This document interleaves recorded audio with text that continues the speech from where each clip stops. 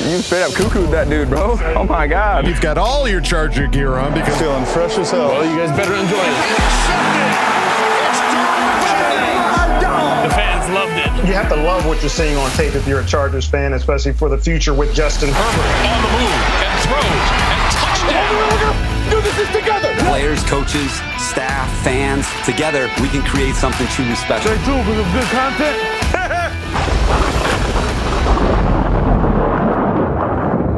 Hello, everybody, and welcome back to Charger Chat Podcast. I'm your co-host, Wolldog, sitting with my buddy, Kev Huggin Duggan. And Kyle the Cool. Oh, That's boy. Kevin this episode. Folks, this is going to be an interesting episode, 203. Welcome back, everybody, to the Charger Chat. Yes. As What are you looking can at, see, Kev? we're all I don't here, know. but There's some car pulled up next to me and is like looking at me. I'm not sure. I'm not going to make eye contact. I'm just going to stay with you. So, Kev, what's going on, buddy? Well, I flew to LA for work and now I couldn't find a place to record, so I'm in my rental car. I attached some shit to my steering wheel and we're rolling, baby. There's got to be like a podcast space. Rental space. Yeah. We don't make no money, Kaka. We don't have money for that. Just like you're sneak in. Be sneaky, Kevin. Get some hugs. No, we'll see. Maybe this is my new thing. Maybe I'll just record in a car without air conditioning. The We'll see how car this goes. guy. Okay. Yeah. So I might be the car guy. We'll see. All right. Detoxing. Well, there you go. All right, gang. Well, we've got an episode lined up here for you. Lots to talk about. Big things to talk about here as far as what's going on with the Charger Chat podcast. And as always, we've got an Ask Boltfam. Well, let's start it off by announcing, folks, we are having a ticket giveaway. We've got 3 tickets, Chargers versus Cowboys. If you want to win, all you have to do is like and follow us on Twitter, and please subscribe to our YouTube channel. Then reply to our episode post on Twitter, Instagram, or Reddit with how you plan to use the tickets. So this is like real my easy. favorite. This is my favorite thing is to get tickets to people that want to go and just be in our seats and kick and ass for represent. us. Absolutely. So that's what it's all So about. we've got 3 tickets, right? 3 Tres. tickets. 3 tickets. So if you need more than 3 tickets And a parking pass. And that and a as well. parking pass, yes. So if you need more than 3, sorry, but we've got 3 to give away. They're in a great spot. So yeah, just leave a post down in one of those avenues, Twitter, Instagram, or Reddit. All right, well, let's look over to our good friend Daniel Popper, the one we all trust. Daniel Popper had an article recently where he wrote over at The Athletic, and if you should subscribe if you haven't already. He spoke with Chargers running back coach Derek Foster about the battle happening at camp. Popper wrote on Kelly, Josh is smart. He understands the game of football. He sees it through a different lens as far as just the protection aspect of it. He's a really good pass protector, and he actually has improved from my first year into his second year.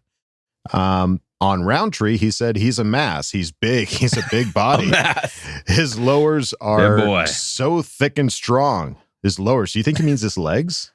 Yeah. Lowers His is lower fancy body. for legs. His lowers are so thick and strong. What I try to continue to harp on with him is just playing with that power from the ground up, using your force and your power through your legs. He brings a physicality about him.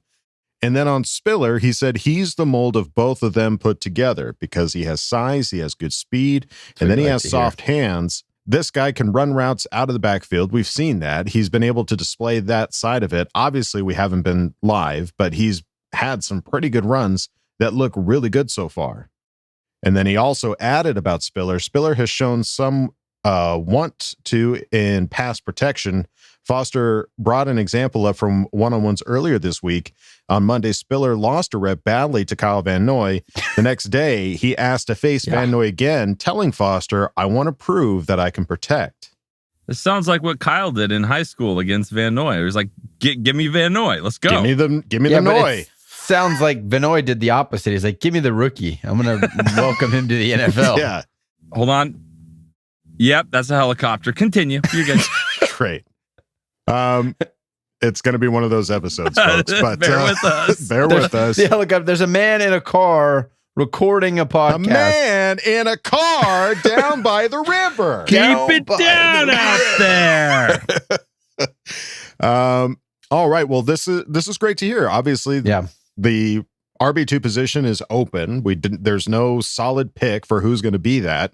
But he makes it pretty clear that you've got Kelly and Roundtree both good in their own aspect, but Spiller kind of being the overall better pick.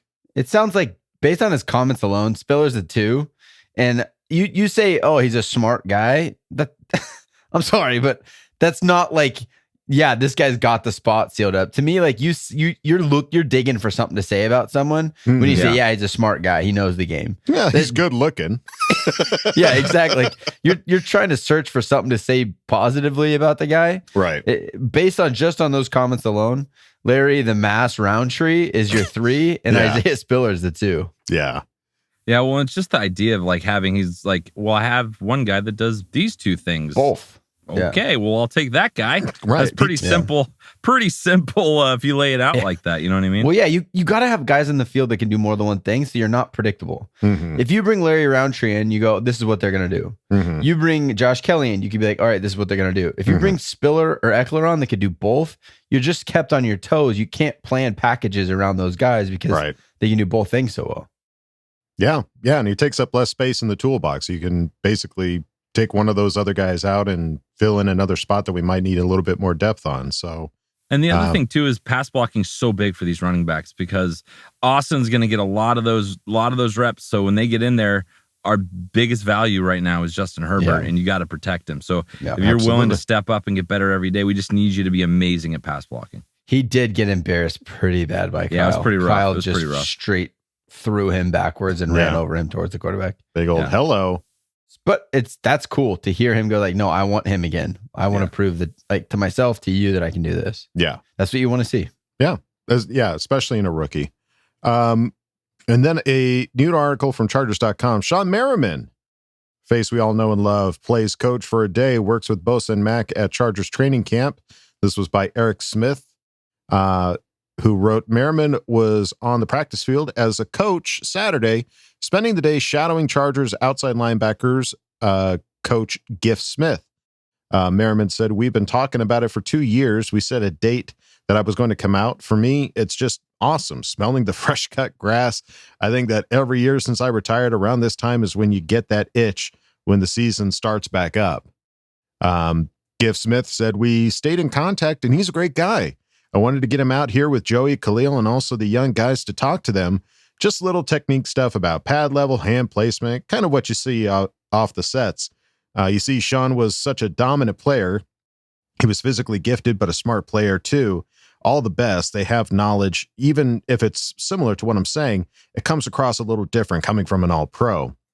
And then Merriman finished it by saying, you obviously know the great players with Bosa, Khalil, but you don't actually get a chance to see them and talk and communicating, competing. I think that's what's going to separate these guys. So it was good to see that somebody as great as they are is still talking in coaching and learning. I thought it was just really cool seeing him out there. Like, you always see him on the peripheral of these practices and stuff, but out there holding pads, like communicating.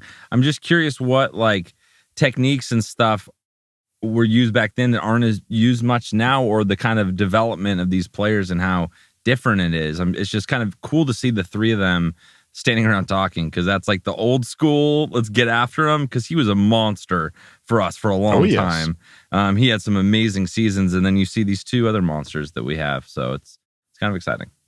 Yeah, I mean, it has to be cyclical a little bit, right? It's like, oh, these young linemen, like they've never might not have seen the old school type of moves that Shawne Merriman had, and so you start to reintroduce those, and then they get used to that, and it kind of goes around and around. But I think what's cool is like Shawne Merriman, like he left, right? Like he didn't finish his career with the Chargers. We chose to let him go, and for whatever reason, he's still so loyal to the Chargers and to the Bolt fam that it's going lights out. Battery might be dead, Kev. Sorry, dude. Speaking of lights out, we were just talking about Shawne Merriman. This shit just went out in the car. Dead. Wow. It was meant to be, guys. It was meant to be. A little spooky. Lights out. Yeah, it's a little dark back there. I hope I don't see like somebody like creeping up over Dude, your shoulder. this could be this could be a murder situation. Well, and you guys see it before I even notice it. So this will be Exhibit A when it comes to trial. keep your eyes peeled.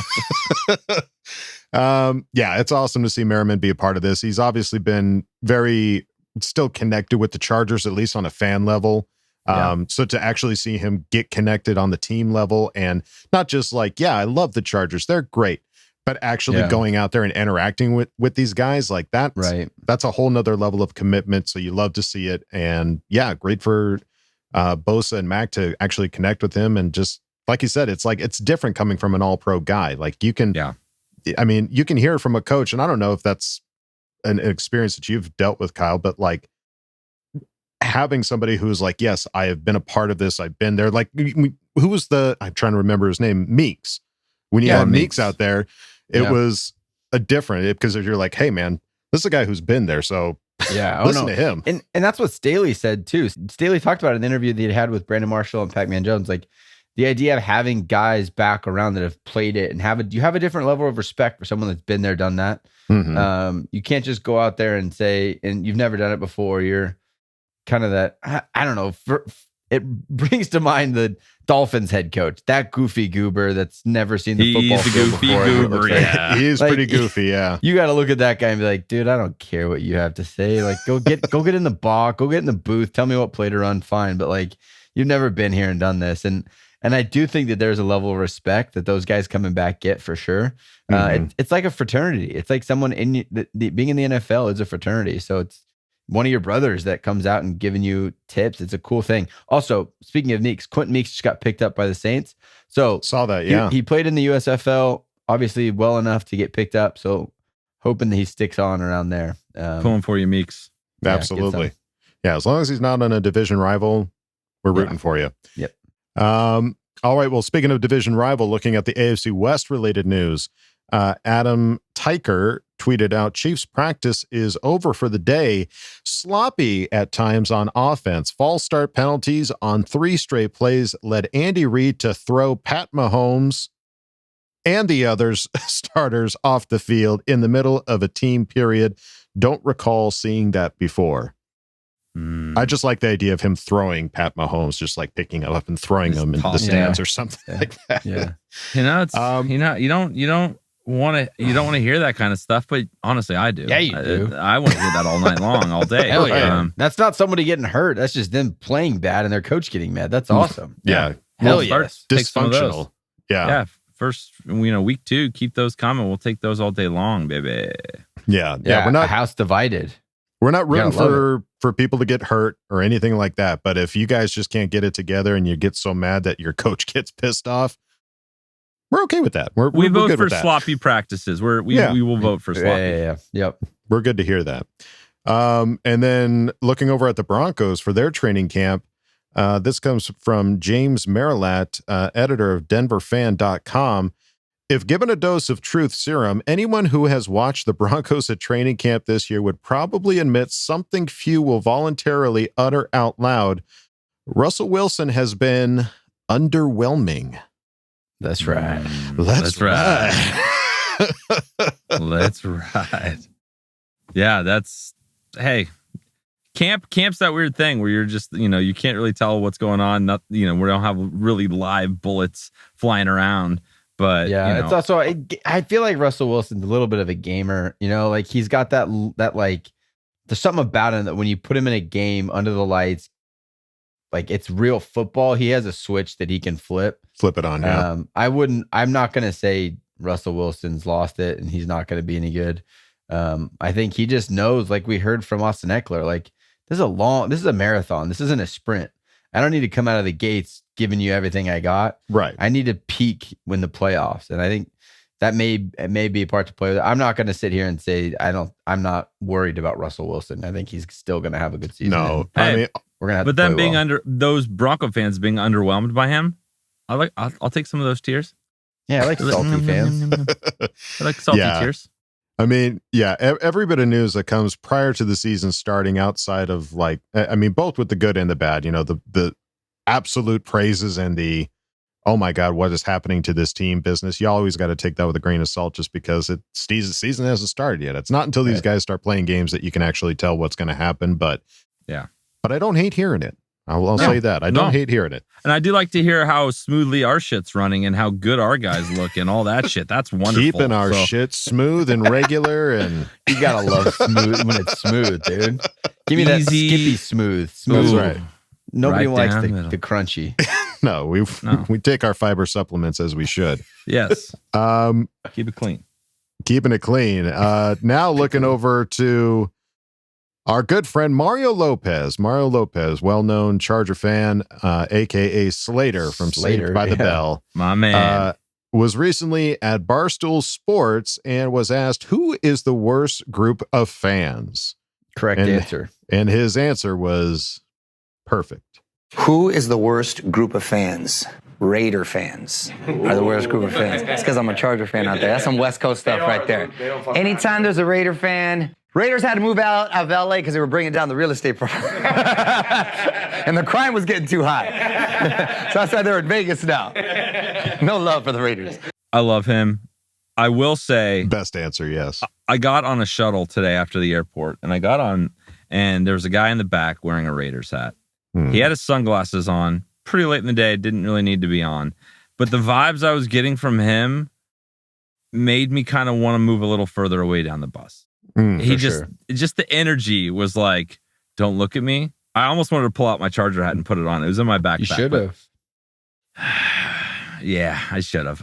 It's your town now, dude. Don't let them. Yeah. Don't let them scare you. Yeah. So I agree. I agree. I love everything you just said there, Slater. AC Slater. Yeah. They suck. Yeah. And bringing real estate down, nobody wants that. No. Get out of here. Come on now. Come on. So, hey, if you're looking for a place to move, Vegas might be the prime real estate spot here in the not too distant future. So keep an eye out for that.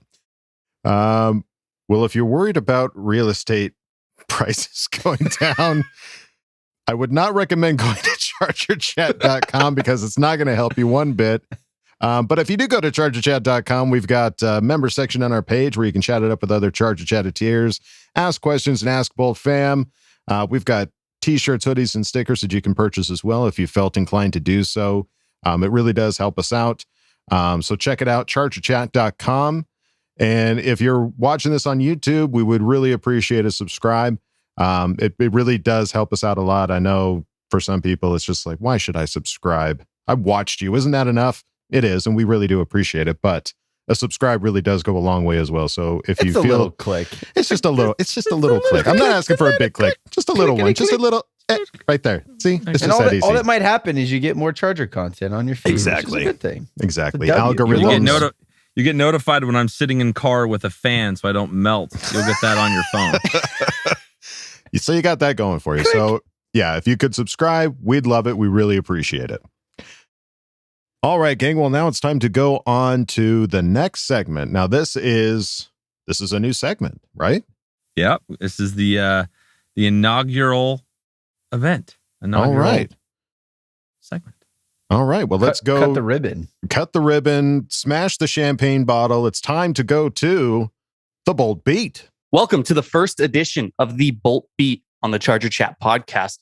First of all, my name is Jason Reed. I am the site expert, editor, writer over at boltbeat.com, the official partner site of Charger Chat. Charger Chat has been with us for just over a year now. It's been fantastic. We have a full season together.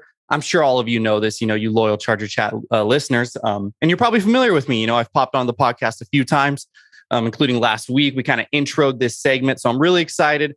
During the season, we're going to dive into stuff like betting odds, gambling, all that kind of stuff as well. Obviously, during the preseason, unless you're a huge degenerate like myself, you're probably not betting on preseason games. At least I advise you not to do that. Not a good idea. I've lost more money than I like to admit on games that don't matter. As far as the Chargers are concerned, though, we just came off of the Chargers scrimmage, their training camp scrimmage. We got the two sides, offense one, offense two, defense two, coming up against each other. Some standouts, some names that didn't really make a lot of noise, and just some players I wanted to highlight in this segment and kind of talk about the overall roster building of the team. I want to talk about DeAndre Carter first. So DeAndre Carter, he was turning heads. He was signed to replace Andre Roberts, who was the team's, kickoff return specialist last year. Roberts came in, did a great job. Best return of the Chargers have had since Darren Sproles, and that's That's saying something. He did a great job in that role. The problem with Roberts always, though, the whole time, he didn't add anything offensively. He was the wide receiver 5, didn't have much of an impact on offense. And when you have a receiver room that's only 5 deep because of other roster decisions that the team made, which we'll get into, it can be an issue having a receiver that doesn't have that offensive dynamic. So they bring in Carter. He's younger. He has around the same kind of special team stats. I feel like Roberts had the higher ceiling than Carter does, but Carter, most importantly, has an offensive impact. He could be on the offense. He's kind of the Swiss Army knife. It looks like the Chargers are going to use him like I've always wanted them to use Joe Reed, being Jason Reed. He wears my favorite number 12, Jay Reed. I've always rooted hardcore for Joe Reed. But Carter, he's been great in training camp. He's been turning heads in practice, not only on special teams, but the offensive side of the ball. Seems like he's going to be a dynamic red zone weapon for the Chargers this year. Comes into this scrimmage and is fantastic. He had the biggest pickup of the day. I believe it was a 45-yard strike from Justin Herbert down at the 1-yard line, led to a touchdown the next play. But he once again stood out. He stood out. He's proving that he's not only a kickoff return specialist, but he's going to be a dynamic part of the offense. So he's a name I would watch out for. He was obviously going to make the roster. His roster life was never in jeopardy, but seeing him rise like this does hurt someone like a Joe Reed who is fighting for the roster life. And there's only so many limited spaces, 53 spots for all these guys to make it. And the Chargers are loaded this year. There's going to be a lot of tough decisions. And then you have guys like Raheem Lane, the undrafted free agent safety, cornerback converted safety, has been fantastic in coverage this year for the Chargers, or in training camp, I should say. Has a great scrimmage and coverage as well. And most importantly, has a big special teams dynamic. He was special teams player of the year for his respective university. He has that impact that Brandon Staley and company are looking for on that side of the football. Remember last year they cut Tyrone Johnson because he didn't have a special teams impact. Granted, they kept KJ Hill, who they thought did, and they didn't. But, that special team impact is going to get him on the roster. And there's, several other standouts. Ty Shelby is another one on the defensive line who's looked really good this year in training camp and generating pressures and whatnot. And it's an interesting equation for the Chargers to have when you have these standouts like Carter and like Shelby and like Lane. And then you have other areas of the roster where we almost feel like we're wasting a roster spot. And most, particularly, I'm looking at Easton Stick. I'm sorry. I know Charger Chat is nothing but positivity, but Easton Stick doesn't really have a place on this roster. And I don't understand why he is going to potentially make the active roster. Now, you may say, yes, they're just holding him on for training camp, for preseason. They need a quarterback to play some of the snaps since Justin Herbert's not going to play any of them. That's absolutely fair. But Brandon Staley had a quote yesterday. He likes how Stick improved as a passer. He feels like he's a better pure passer, and he's worked in the offseason in this dynamic. And they always knew he was a great athlete, but now they're seeing it come together as a passer. Look, Brandon Staley's obviously not going to go up there and just bash Easton Stick. I mean, that's just horrible. And we're not in the business, me personally, bashing Easton Stick. But when you have a roster that is this talented and this deep, and you have so many tough roster decisions, to use one of those roster spots on a third quarterback that A, isn't going to play, and B, if God forbid something happens to Justin Herbert, obviously, knock on wood, it doesn't really matter. Some people argue, well, if something happens to Herbert and he's out for 2-3 weeks, we have Easton Stick instead of Chase Daniel. Chase Daniel, his impact is obviously being a veteran quarterback in that room to help Justin Herbert. Easton Stick, yes, he's a better athlete than Chase Daniel, and maybe you can make the case he'd be a better quarterback, but at that point, what are you really playing with? You know what I mean? Like, if Herbert is out for 2 to 3 weeks, you obviously already have a significant disadvantage.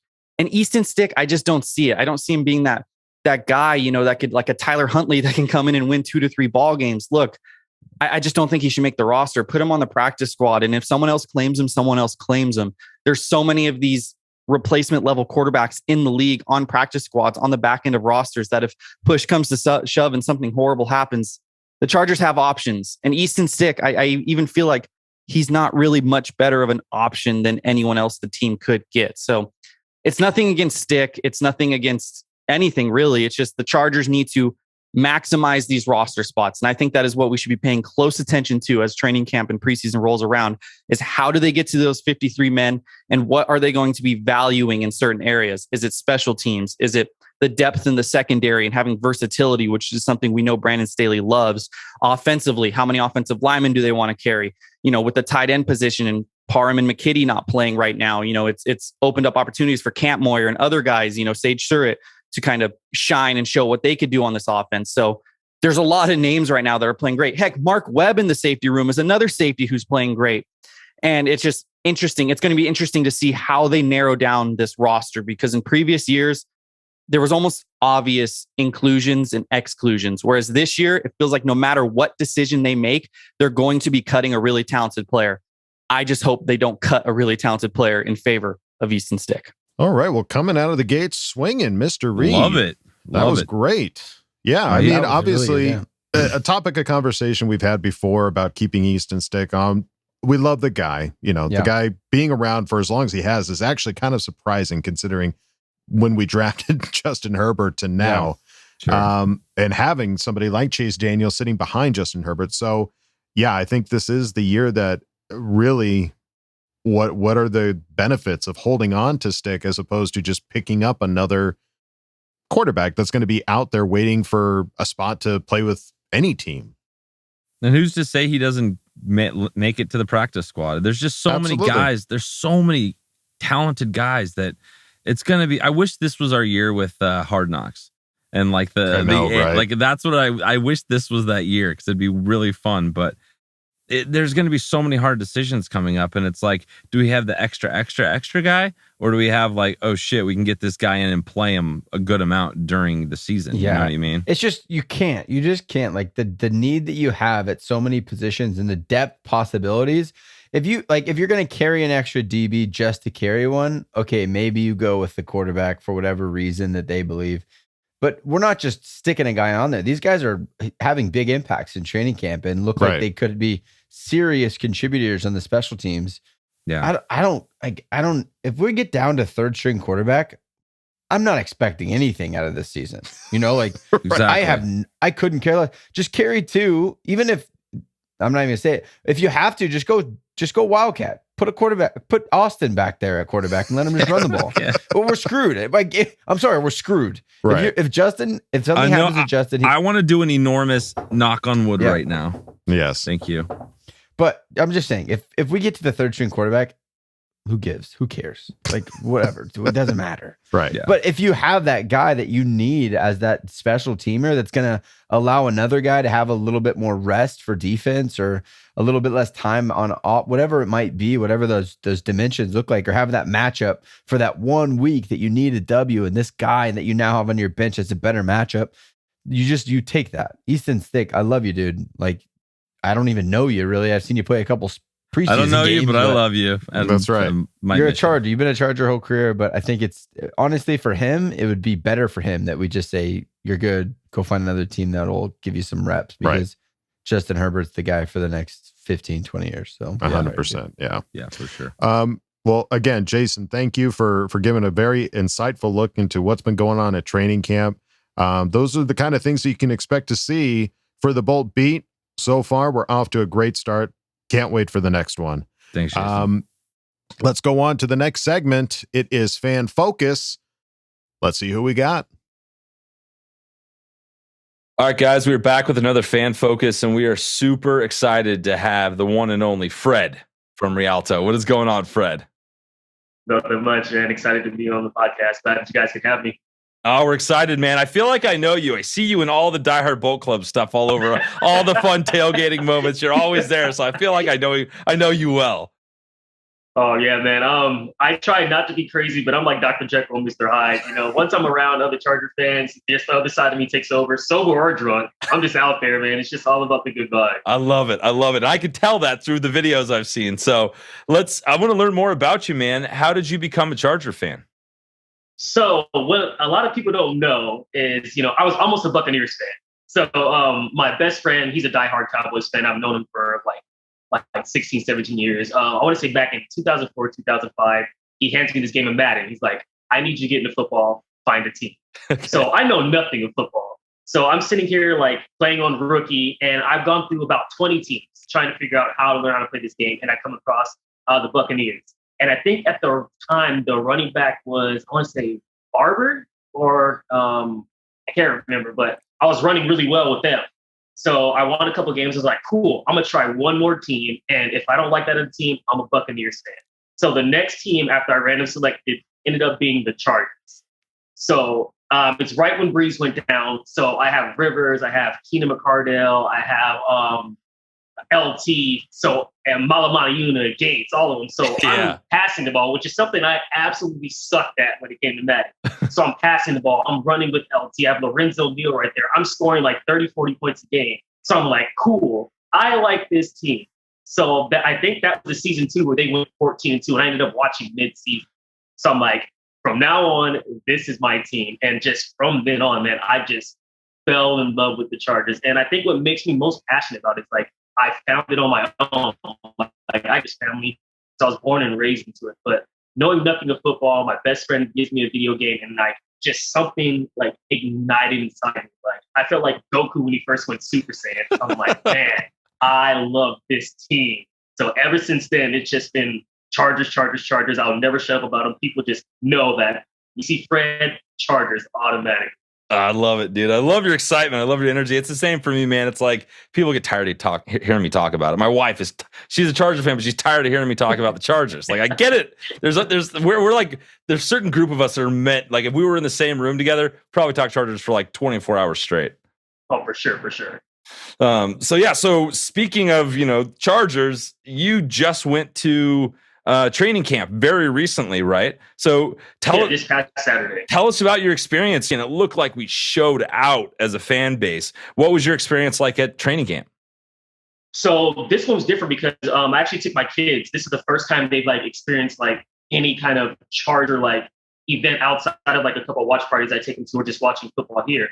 Compared to last year, because I was there on a Saturday last year too, it was a cakewalk to walk in. You show up at 8:00 and like the line is like maybe halfway there.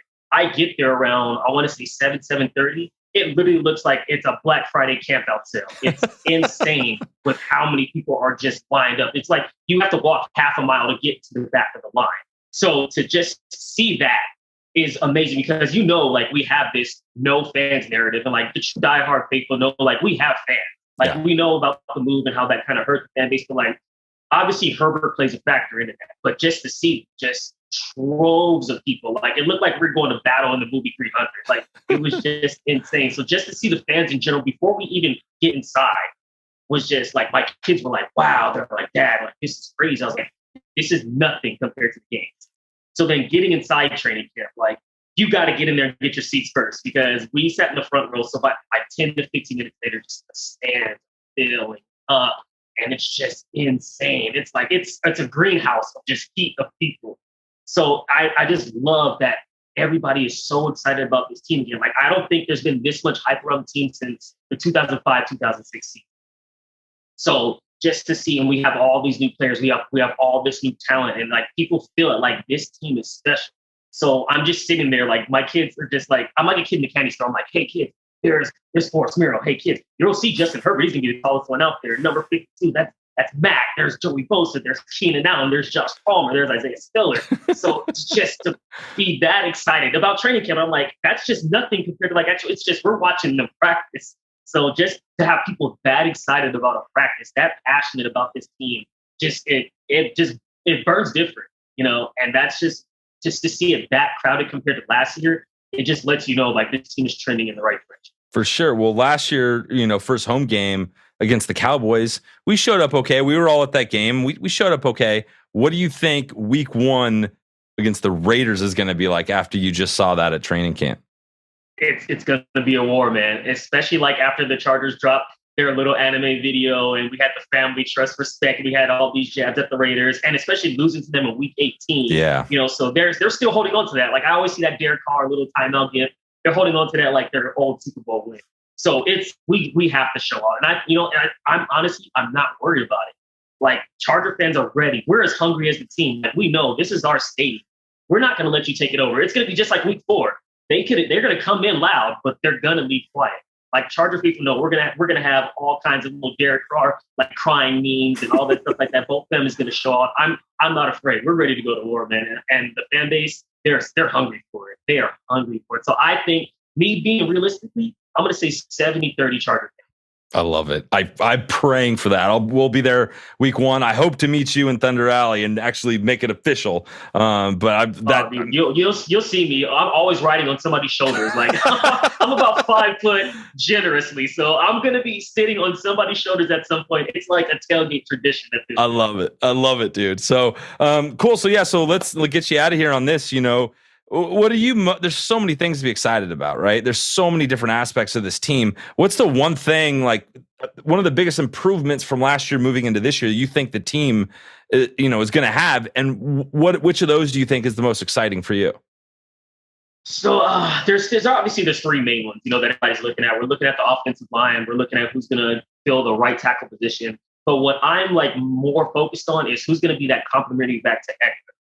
Ever since we lost LT, we've been going through a plethora of running backs looking for the next LT. We've gone through the Ryan Matthews, the Mike Tolberts, the Melvin Gordons, and then we get Eckler. Yeah. So now we have Eckler. We're like, man, who's going to be that Michael Turner? And we've been looking for that complementary back. Because, last season, Eckler took on 49% of the running back snaps. Yeah. It's great. So drafting Isaiah Spiller, and then I'm hearing nothing but great things about the guy in training. Same. So to be able to give Eckler that little gap in between, because we already know Eckler's a 3-down back. Yeah. So if we can give him 1 to 2 downs where he's breaking 3 to 4 yards, then we can have a situational 3rd down, like on every down, without having Herbert to be spectacular. That's what I'm getting really excited about. That 1-2 punch, because back in the day when we had LaDainian and Michael Turner 1-2 punch, you didn't know which way you're getting hit.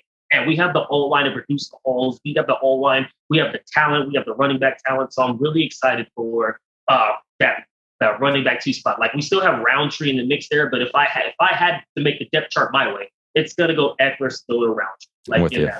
I was on the Justin Jackson train for forever, but I think he signed with another team. He's a Lion now. He's a Lion now. Yeah. Man, I was riding that Justin Jackson train till it derailed. I love that guy so much because I remember he always showed flashes. He gave me like a Le'Veon Bell type vibe, and then we saw it in the Patriots game when he broke a 72-yarder last season, and he got injured. Yeah. So overall, the running back battle is definitely like the spot that I'm looking at for sure. Second would be probably wide receiver because we need a true wide receiver to complement Allen and Mike Williams. But I think Palmer, he made a catch today. They showed a highlight of him making a catch today. Ooh, he's got Velcro on his gloves. Man, and his route tree he's looking Keenan Allen-esque. I love it. I'm telling that guy, he's looking crisp. He's looking crisp. I love it, man. Well, hey, it was an absolute pleasure meeting you and chatting with you here, and we thank you so much for coming on and sharing your fandom, and you got me excited, man. I'm ready to roll. Oh man, you come to the tailgates. I'm telling you, you're going to be excited. I can't wait to meet you there. Let's do it, brother. All right, cool. We will see you week 1 for sure. Sounds good. Fred, aka the Federation, man. I'm excited. He got me jacked up so much talking to him. Some energy for sure. The energy, the passion he has for the Chargers is you can't bottle that up. You can't contain that. That's the real genuine stuff right there. Absolutely. And seeing the turnout for training camp obviously really is going to set the tone for how this season is going to go. I'm really excited to get to some of these games and to actually see what the fan turnout's going to be. And I'm with you, Fred. I'm hoping 70-30, baby. That would be a great turnout. Fred, thank you for sitting down and chatting with my man Kev. All right, well, now it's time to go on to the next segment, Ask Boltfam. Let's get to it for Kevin's sake. I'm so hot. hot. Time to put your money where your mouth is. Hi, guys. Don't jam a thumb up his butthole. That's what you do. I wet myself in excitement. Oh, so hungry. Your thoughts are like totally appreciated. Catch you later, dude. Okay, love you, boy. All right. It's time for Ask Bolt Fam, and we started off with Tom Telesco's burner account, who asked the question. Man, I love them charter football, man. They get over there, all in the hitting it. The guys are good to root for. You see, you got Spiller catching over the shoulder and then screaming. And they get nobody gonna dig on, man. Man, I love you guys, man. Oh man, I just. Who got, I got to know who your guys' favorite death piece is showing out at camp. Dang old man, I was thinking, I'm loving what I'm seeing out there in the linebacker, Damon Lloyd, man, okay, love you, bye, man, and, the motherfuckers, okay, bye. Oh, and, those Raiders, All right. And I apologize. I don't have any of my notes in front of me, so if there is someone certified fresh on here, we're just gonna wing this shit. We'll see what happens. All right, we'll see. We'll see how good Kevin's memory is without his computer. All right. Well, I definitely do a better Boomhauer than a Hank Hill, but favorite depth pieces showing out at camp. I like DeAndre Carter. I like what he's doing at camp. The fact that he, is getting a lot of targets. He's kind of that yard after catch guy, at least from what everyone's saying at camp. Like he's making, turning little things into big things. And that's what we all wanted. We wanted to go draft somebody in the first round that could do that. So I think the team may have looked at, what he was capable of and didn't need to go break the bank or blow a first round pick to get that kind of player on this roster. So he returned one for a touchdown at practice, and kick return, and he's catching touchdowns. So that's the one I kind of caught me off guard, and I'm really excited about. Big time. Adam, who's your surprise depth guy that you've been excited about? I almost hesitate to call him a depth guy, but and honestly, take my opinion with a grain of salt, folks, because obviously I've not been to training camp. I can't be there to actually give my full opinion. But from what I have been reading, Braden Fehoko is actually having a pretty good camp. He's actually showing up and getting through some of the offensive linemen, showing a lot of growth. He's obviously a fan favorite, but when we talked about some of these guys that we've picked up in the offseason, Braden Fehoko doesn't necessarily strike us as a starter, more of a depth piece, but based off of his performance, doing pretty well. He's improving his pass rushing is what I've heard. Yeah. It's not just controlling the middle, but it's also getting after the quarterback, which if he can do that, he's going to be extremely hard to stop. I'm loving it. Yeah, the two guys that I went to one practice. They were on the opposite field. Didn't get to see. Was running around with my kids. It's just. I wish they had. I don't know why they don't. I mean, I guess you don't want to give up your film and stuff, but it'd be cool to have like a season ticket login. Like if you have season tickets, you can log in and watch some of practice. Just like give a us like 10 minutes. That'd be sick. Just when they do team sessions, you could watch. That'd be cool. But from what I've heard and what people talk about in interviews, the Mark Webb and Trey McKitty, those two guys, I think Craig is the one that got me excited about Trey McKitty. Just the dynamicness. When Steven Anderson left, I got a little bit bummed because he did so much for us. He was with us. He for a while, that fullback out of the backfield, great blocking tight end. Could catch the ball if you needed him to, but that wasn't what he was really known for. And Trey McKitty feels like that Swiss Army knife type guy that will be able to fill that role really easily now in his second year in the NFL. And then Mark Webb, I think he was hurt all year. We didn't really get to see him last year. Right. And all the reports are that he's kind of balling out and he's healthy now. And he's very dynamic as well. And seeing him in that safety position and causing issues for what the depth is going to look like and keeping guys on who makes the roster. So those are the depth pieces. Obviously those aren't starter guys, but I think guys that are exciting, that are pushing the envelope and trying to force guys into hard decisions. Mm-hmm. Big time. Yeah, I did see recently that both Mark Webb and Trey McKitty were dealing with some injury issues, nothing season ending or anything like that. But obviously, if you're going to get, if you're going to stub your toe, this is the time to do it so that you can be healthy by the time the season comes around. So really pulling for Mark Webb and Trey McKitty to come in and make an impact. Tom Telesco's burner account. Thank you for asking the question. Let's move it on now to SRP Dad. Certified fresh? We'll see who has the question. Dick. What's up, SA? I heard like DeAndre Carter has been lighting it up, eh? Everybody looking explosive and Spiller been getting down with the first team, dog. With all of these new offensive additions, where would you rank our down-ass offense out of all 32 teams? Okay, love you, bye. All right. Well, he wrote down ass offense. I wasn't sure if that was a misspelling or if that's just a term that I've not heard before, but I'm assuming he just wants to know how would we rank our offense out of all 32 teams without having seen a single game or anything like that. Yeah, number one offense. Why not? Number one. Number one, baby. I think it's easy to say top five. I think that's easy. We haven't gotten worse from last year. No, it's an easy top five offense. Literally we didn't lose a piece of our offense from last year. So why would we go backwards? And if Exactly. anything, we upgraded at certain positions like tight end Yeah. and some of these other We things. upgraded Running at back, right. we'll see what We happens. upgraded at tight end, right guard, running yeah. back depth. We've upgraded a lot. Wide receiver. Or it's even number 4 and number 5. Like Jalen Guyton's number 5 right now, and he was out there a lot last year. So, it's like numero uno, baby. Let's just go with it. Let's roll. Yeah, let's ride. Let's ride. SRP Dad, thank you for asking the question. Let's move it on now to Danny Lags, who asked the question. Hey, yo, gang! My girlfriend Francesca wants to know what's each of your favorite It's Always Sunny in Philadelphia episodes, and what's your most memorable concert each of you have ever been to? Also, need help. Should we name our cat Frederick or Lima? Yeah. Okay. It's a lot of questions. A lot Can of you questions. recap that for us? Yeah, let's start one by Always one. Sunny in Philadelphia. Okay. Yeah. The Start- wild card episode is my favorite. episode. Always Sunny in Philadelphia. Wild card for Kevin. Wild card when he jumps out. Flipadelphia. Flipadelphia. They do like the beer drinking competition with all the other bars. I like that one. There's so many good ones, episodes. though. There's so many good ones. Yeah. This don't one hate me. just when they're eating cat food. Uh-oh. Like all that Adam, stuff is hilarious. don't say you don't watch it. So I remember watching it, at least the first season, I think back when I lived with Kevin. So that was like, what, 15 years ago, 12 years ago?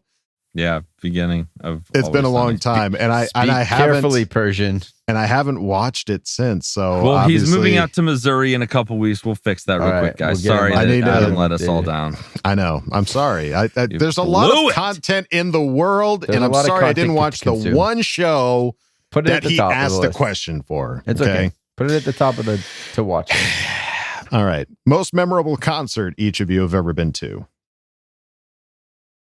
I went to the Foo Fighters concert a couple years ago when Dave Grohl broke his leg and he had this like rock throne that he sat on and played the whole time. That was pretty Nice. memorable. That's I cool. remember that vividly. Concert. I think mine was like a festival concert, Stagecoach. I went to with my wife. We were like 20. We had just gotten married. And Thank God I'm a country boy. Fun. It was actually Josie came with us, your wife. I know she left me and came out and went with you guys. She's like, fine, you suck. Let me go with your cooler little I had brother to that go actually likes good music. very much like my current situation. That was I had to very go much home for work. That was very much a rebelling against country music. You just didn't want to go to listen to country music. It was that, and I had work. So I wasn't going to just bail on the work. And I like, had honey, an out, Kyle. Yeah. Yeah, and I had an easy out. And guess what? 10 years later, that shit, I hope my wife doesn't watch this episode. I've been to a few memorable concerts. I can think of a couple. Like, I don't want to say Chris Isaac, because I wouldn't say I'm his hugest fan, but he did come out into the audience and like he was like 10 feet away from me because he was just like crooning as he walked through the audience. I think probably my most memorable one was a Primus concert when they came to Boise and they were doing they basically did all the music from Willy Wonka and the Chocolate Factory, but it was like in a Primus style. It's freaking fun. It was so cool. Wow. So that was a lot of fun. So yeah. And then naming cats, Frederick or Lima? In honor of Fan Focus, I'm going Frederick. I got to go Fred. I would lean towards Frederick as well. Yes. I think that's a overly like. And you could call him Freddy because he's got the claws. Yeah. If you Double. will. If he's Double being a real usage. asshole, you can call him Fred. Freddy. Freddy. 1, 2, Freddy. Freddy's coming for you. All right. Well, there you go. Freddie it is. Freddie it is. Danny Enjoy. Lags, thank you for asking the question. Let's Thanks, move it Danny. on now to Fire Telesco, No, I don't want to. who asked the question. He did a great job this offseason. He did no? good. No, change it. Do you think some of the starters should do preseason? Hoo-ha! For example, I don't think that Herbert and Everett connection is there yet compared to Cook last year. I think the offense should play some drives during preseason. What do you think? Hoo-ha! I think with how enormous this season is, you don't need them to play anything. I think everyone's going to come out week one. Every team in the National Football League is going to come out week one not fully sharp yet. I don't see any reason to get some of these guys playing time. It's just risk versus reward, right? I don't see the reward. And you see, during the scrimmage, you see, Everett and Herbert connecting. So there's something there. I don't think one, a couple series and a preseason game is going to make the difference. It's awesome when you're going to that game and they're playing, but it's not necessary for how long the season has become. Keep those guys healthy as long as possible. Yeah, I choose health over that little bit that you're going to get out of them doing a series or two series. I don't think that the reward is worth the risk there at all. 100%. Yeah. I agree. It's too long of a season. There's too much going on. You already get these are full live reps outside of they can't touch the quarterback. So you might just lean into that as much as you can. And maybe during the game, you're sitting together talking like, hey, they lined up and they're going to do that. They'll look at film and break it down and be like, hey, when this happened, if we had this play going and they were running this, I would want you to sit right here. I can get to you quick. Like they can go through all the mental reps. I don't think that those two series are worth the risk of somebody getting hurt. No, I agree. And I get where you're coming from, Fire Telesco, because it's like, after seeing how Cook's performance was last year, it's like, well, shit, if Herbert just would have played with Cook in at least one preseason game, maybe that might have helped the connection further down the line, but I don't think that was necessarily the case. I don't think that was going to help him catch any more balls. No, I think the drops are just going to be dropped regardless. I mean, even balls. Yeah, balls. So good question, though, Fire Telesco. We do appreciate it. Let's move it on now to Humboldt County Fan, who asked the question. Holy shit, did you guys see the video of those goddamn pirate hookers all trying to squeeze into an Uber? What was that thing, a Soviet-era Yugo? What was the problem with the app? Do you think the electricity is still turned off at their offices and Hunter Renfro couldn't charge his phone? Do you think he couldn't afford an Uber Black because the accountant is paying their players in wampum beads? I want answers. The Raiders over a dirty toilet seat. Caleb, you bye. Ew. Yeah, that's gross, Humboldt County Fan. This is certified fresh. This is a fresh take on, fucking Raiders. So I'm going to go certified fresh. Okay. We'll see. Yeah, for those that didn't see, there was a video that showed Derek Carr, Devontae Adams, and Hunter Renfro getting in an Uber that was probably like a 78 Ford Pinto or something like that. Yeah. Like it was a tiny, tiny car that they were all squeezed into. And I mean, it's par for the course for Raiders, right? Yeah. So. Yeah, they'll probably say it was a Hall of Fame car too, like best ride I've ever had. Oh yeah, it won 4 Super Bowls back in the 80s, I'm sure. Yeah. Best car, greatest car ever made. Just like Derek. Yeah. I don't know the answer, Humboldt County Fan, but we appreciate the delightful question and thank you for asking it. Let's move it on now to Ronnie Delgado, who asked the question. What's happening? All these Raider fans tripping about Devontae. But did you know the last time we played Green Bay in 2019 with a less talented secondary, he had 7 catches, 41 yards, and 0 touchdowns with Aaron Rodgers? Hey, the Raiders, am I right? Yeah. Well, you're right. It's a great point. I don't think people realize how different Devon. I just feel like he's not going to be the same level of player that he was with Aaron Rodgers. I just listened to Aaron Rodgers on Pardon My Take today, and just him talking about how just analyzing the play, making checks, knowing the game so well that he can just mess with the defense. Derek Carr isn't messing with any defenses. He's not. It's not at that level. So it's not. I don't see, he's going to have a good year, but he's not going to take him to the Super Bowl. I just don't see it. It's nice that they have something to be excited about, though. Sure. Yeah.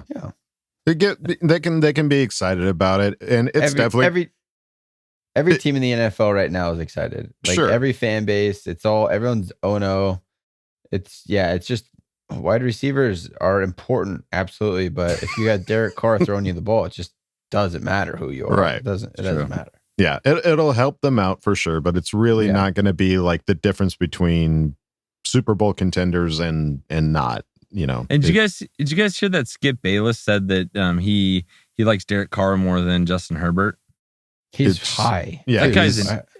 What is he doing? That guy's such an idiot. Shannon it's Sharp just like, almost what does everybody reached across else the think? table and killed him. Okay, I'm going to say I like the opposite. There It's just clickbaity. I don't like that. I don't like it at all. What was the Oscar winner? Shawshank Redemption? Nope, didn't like it. So, nope, moving on. Yeah, not a fan. Not a fan. Yeah, it's silly, but great point. Ronnie Delgado, thank you for asking the question. Let's move it on now to Nate, who asked the question. What's up, Kev, Willie, and Coach? I just turned 21 on August 1st, and I wanted to know your guys' recommendation for alcoholic beverages. Thank you very much. I'm not a big beer drinker, but I like the darker, richer beers like Guinness. Cocktails and mixed drinks are preferred, but if you know anything, let me know. Thank you very much. Welcome. Happy belated birthday. Happy belated birthday, yes. You're going to enjoy this football season a lot, I think. Oh, yeah. It's going to be a different energy. It's going to be a different experience for sure. Monday mornings are going to feel a little different. The victories are bit. more sweet and the defeats are a little bit more bitter. Yeah, Right. a little harder to swallow, if you will. Yeah, they linger into the next day, but that's okay. Let's see. So, alcoholic beverages. What are we recommending to Nate? I'm a beer guy, so Try 'em all. Yeah, you really can't go wrong. You really can't go wrong. You're gonna have fun figuring out what you like and don't like. Really, Right. Yeah.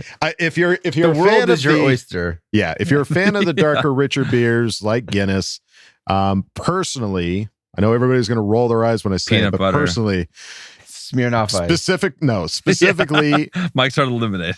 Belching Beaver is the brewery, and they make a peanut butter chocolate beer that is Stout, it is yeah. so delectable. It is so freaking good. It is just delicious. And there's another beer that I had a while back that when I saw it, I was like, this sounds stupid. But as soon as I drank it, I was like, actually, this is really freaking good. It was a banana bread beer. I can't remember who makes it, sweet but beers. it is delicious. It is really Beers quite nowadays, tasty. right? I know there's a lot of different flavors of beer out there that, I mean, they're throwing everything in the kitchen sink, just like sweet give it a shot, see potatoes, if it throw works. them in. What is Let's this? go. Chives, throw them in. Like, I think one of my other favorites that we used to drink a lot is Boddington's. It's basically like a really Boddington's. It's like a kind of a spin off of a Guinness. Just it's not a dark beer, but it's creamy. That's Yeah, creamy very beers nice. are delicious too. Yeah, creamy ales and stuff like that. Can't go wrong. You have to figure out what your motives are. What's your end goal? Motives are. Because if you're What's the drinking end anything of game? what these guys are saying, you're going to be bloated and feel garbage and not be able to move. Speak That's for just the yourself. bottom line. Boddington's and peanut butter. You're so right. stout. That's what he and- likes. It says that's what he You're likes. I'm just trying to gas help the and guy out. Bloat. Yeah. But he it's also just- likes Michelob Ultra. Determine your goal. Yeah. Yeah. So, but if he likes cocktails and stuff, what are some of the other drinks that you like to have, Kyle? Again, determined. Like if I'm going out to a meal with my wife, it's like Yeah. an old fashioned or now I'm kind of moved on to more of like a scotch or a bourbon on the rocks type. Scotchy, but scotch, there's just scotch. so much. I don't know. Look, there's so if- much. If there's a 10 a.m. game, there's nothing wrong with a Modelo's. screwdriver. Orange I juice go- and little vodka. We could do that. Mhm. Mimosas. It's a softer drink, okay? You're not going to get a lot of like, hey, bro, how's it going? How's that mimosa? But They're fun. they're fun. So I could go with the mimosa. That's a You nice just way go to get manmosa. manmosa. You just put the mimosa in a manly mug and you just call it a manmosa. There you Yeah. go. And if Yeah. anybody questions your manliness, you punch them right in the fucking face. Friend or foe doesn't matter. So official. What is that? official Poof. response? Official response from the Charger Chat: drink mimosa. Just drink it Is that all. what Just we drink ended up at? everything. Yeah. Put it all in a blender. Figure it You'll out. know. dude. You'll Yeah. know what Have fun. you like. But report yes. back. Let us know how the first couple nights go. Pictures are good. Want to see how this turns out. I hope you have a blast. Yes, and be safe for God's sake. Yeah. Yeah, Be safe. no, don't drive. No driving. No driving. Yeah, no driving for you. But thank you for asking the question. Let's move it on now to Landon Sumner, who asked the question. What's up, homies? Can you guys believe that this is the last week without Chargers football? And for those who say it's only preseason game, man, suck a fat shoulder, homie. I'm fucking dying for some motherfucking football over here. This is the time to see who's going to be our 2s and 3s for the inevitable moment starters go down. Yes, we hear all these players having great camps and getting attaboys from coaches, but when the lights come on, I want to see who's ready to run a fool over, you feel? My question is, of all the people we have heard having great camps, who do you think meets or exceeds expectations, and who do you see falling short? I personally think Deion Leonard will stink out the joint. Fool gets 2 pass breakups, and now he's Jalen Ramsey or some shit. Like, damn, fool. Anyways, have a great week, Ball fam, and remember, only 1 month till we get to skull those fucking chalupas, cause some call a football team. That's right, Ball fam. Skull those chalupas. The hate for the Raiders is just escalating so fast right now. It's getting heavy. Yeah. It's getting, week one's coming when this talk is happening. We just need to be careful, okay? Because we talk like this to each other, but when you're sitting next to a Raider fan, be careful. You're the one, Kevin. You're the one that needs that reminder. Exactly. I'm so if I'm saying it'll be in the middle. If I'm saying it means a lot.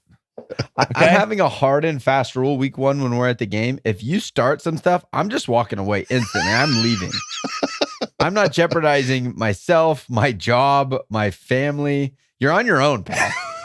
That's a brother for you. This is your warning. This is your fair warning. Well, if you see any commotion in section 307, Kyle will be walking away from it, and I'll be there in the middle.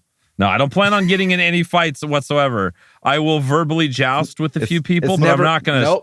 No punch. You just verbally joust. You don't actually start fighting them. No, you don't get to choose, dude. You start verbally jousting, people will fight you. Right. Just don't open that door. So basically, me and just Adam don't are talk both walking out. Wait, why are you deciding for Adam? What if Adam wants to throw down on my behalf? I have to protect Adam. I know he doesn't want to. Adam's got a mean right hook. Okay, I've seen it. And when we did the boxing game. There you go. All right. Well, let's focus on the question at hand here. Sorry. Who do we think is going to meet or exceed expectations, and who do we think will fall short? I think Gerald Everett's going to meet and exceed. Sure. Yeah. Good. Kevin, I like that. Go ahead. Isaiah Spiller. I think he's going to be the firm number 2 running back and will perform and be really good. I'm gonna go JT Woods because why not? Yeah, I think that's a good call because there's not a huge expectation. We haven't heard a ton about him. So as long as he's shown, he was a low draft pick. They've said a few good things about him. All right, let's see. Let's see if he steps up to the plate. As far as guys that we see falling short, I don't know. Tillery. I was going to say Tillery seems to be the only guy that really still he's not hyped up right now, though. He's not hyped up, and even Staley was like, he's still got stuff to prove. Like he's still got to prove.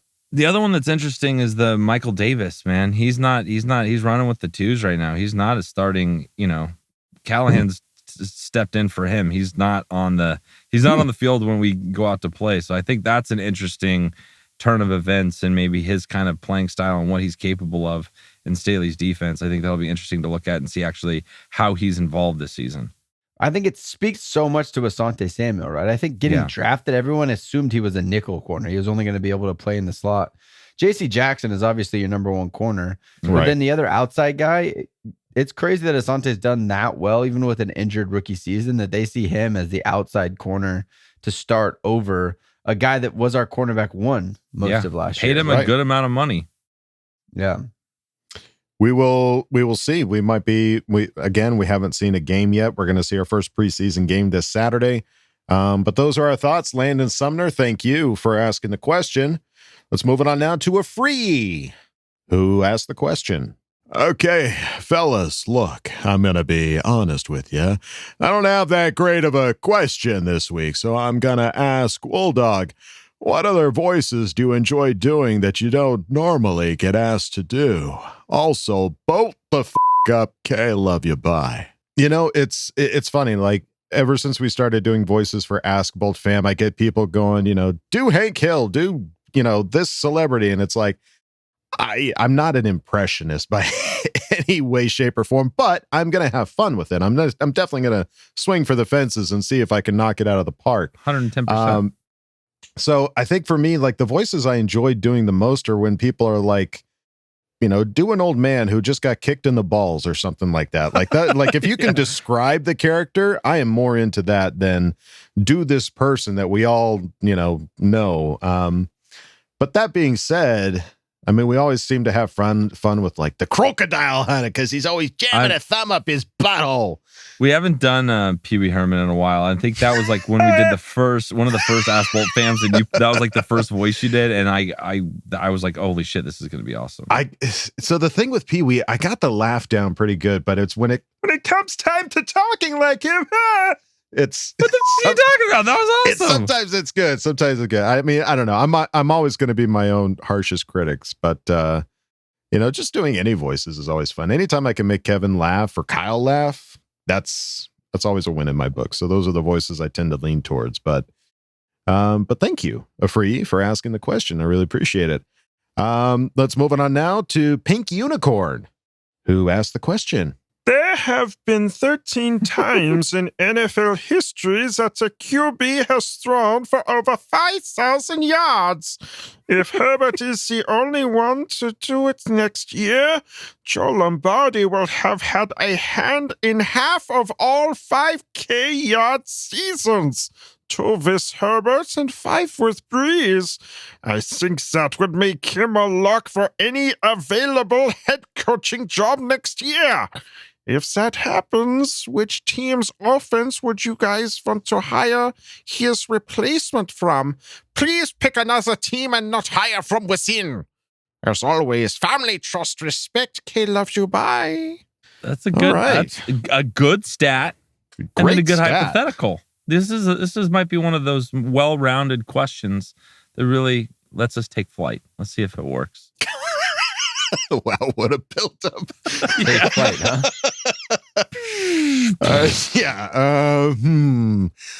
The stat itself is pretty impressive. Having 5 over 5K yard seasons with Breeze and potentially 2 with Herbert here if we get another one here this season.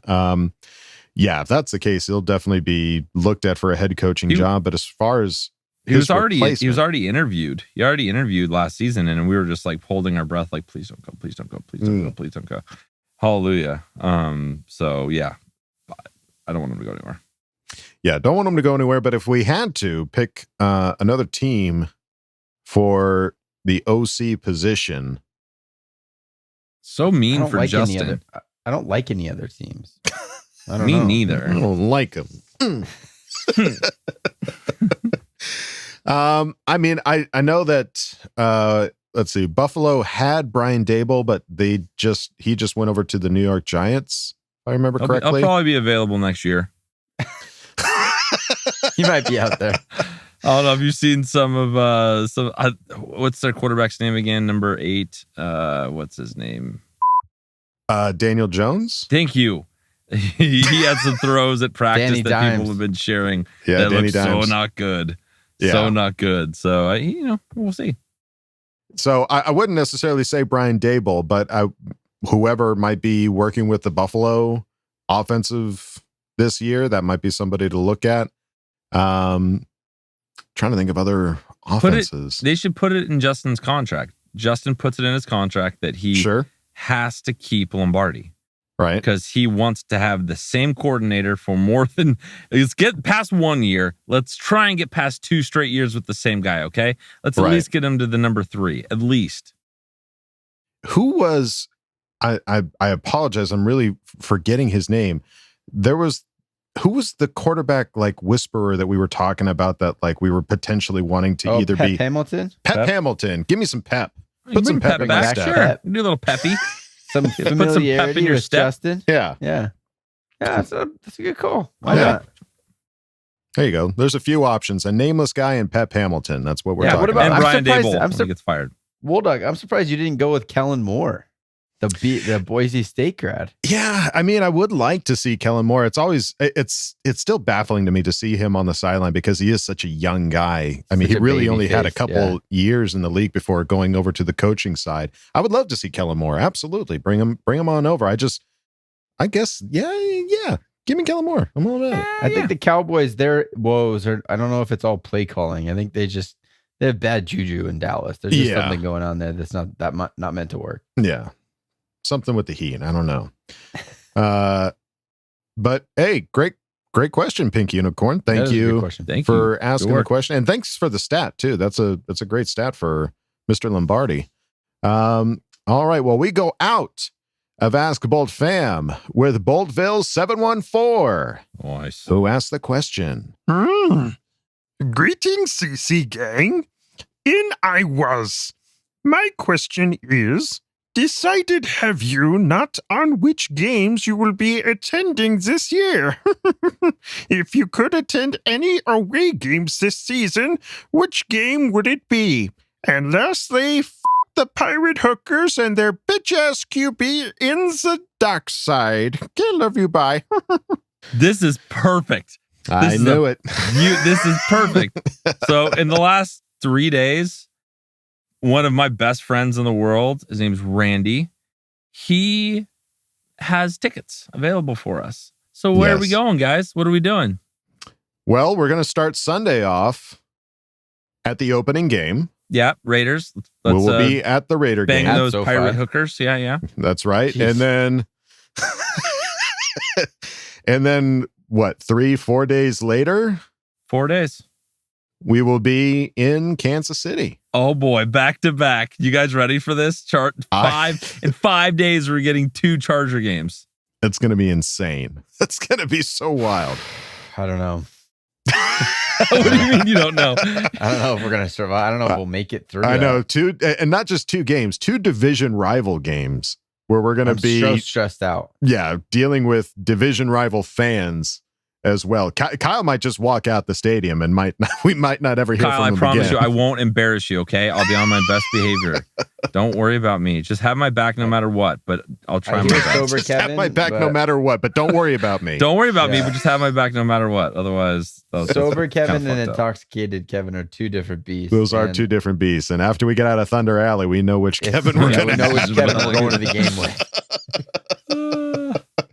But yeah, folks, it's going to be wild. So if you're going to the game opener or the Thursday night football game in Kansas City, which I'm pretty sure Craig is going to the Kansas City game.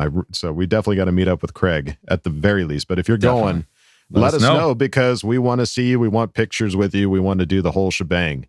And as far as other games this season, I mean, they're the guys with the season tickets. So at least there's some home games. We came out of the gates hot, and then probably is going to be a settling moment so our wives don't divorce us, and then we'll come back hot, and then we'll cool off, right? And then get ready for playoffs. Yeah, and then get real intense for the playoffs. Home playoff game, yeah. So, all right. Well, there you go, Boltville 714. Thank you for asking the question, and thank you everybody for asking the question for this very special episode of Charger Chat with Kevin in his car. So hot. Sweating up a storm. Yeah. Sorry, my face is so red. Like I'm like dying right now. Sorry. What was that one show that was like a taxi cab, and if you got in, there was like a game show in Cash the taxi cab. Yeah. Just somebody hops in, thinks it's an Uber. I'm like, get the fuck out of here. I'm doing a podcast. All right. Well, that's going to do it for us here at Charger Chat. Any final thoughts there, gentlemen? Yes. 2 things. One, definitely go let us know about the giveaway. If you're still listening, go over there. We want to get these tickets to somebody that wants them. And the second thing, definitely check in next week because we have something a very unique opportunity for a few Charger Chat listeners. Okay. A select few. And you guys know what I'm talking about. Oh, we're not okay, gonna I was like, what are we talking about? We're not revealing it yet, but it's pretty interesting. So come back, and then we'll announce Thursday, who the big winner is for the tickets. There you go. All right. Well, big stuff happening here at Charger Chat, folks. Definitely tune in. Thank you for listening. That's going to do it for us here at Charger Chat. Folks, don't forget to bolt up because we're ready for any squad, any place. Let's ride.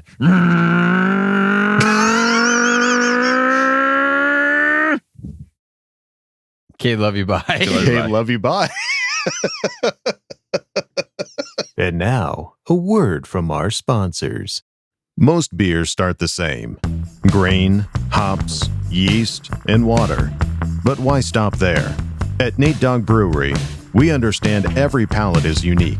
And through a short series of tests, we can figure out the best beer for you. For people like Charger Chat's Wool Dog, it's chocolate and peanut butter. But for you, it might be sweet potato and chives, or toothpaste and ketchup. Listen, we're not here to judge. We're here to help. That's the Natedog Brewery promise. Natedog Brewery.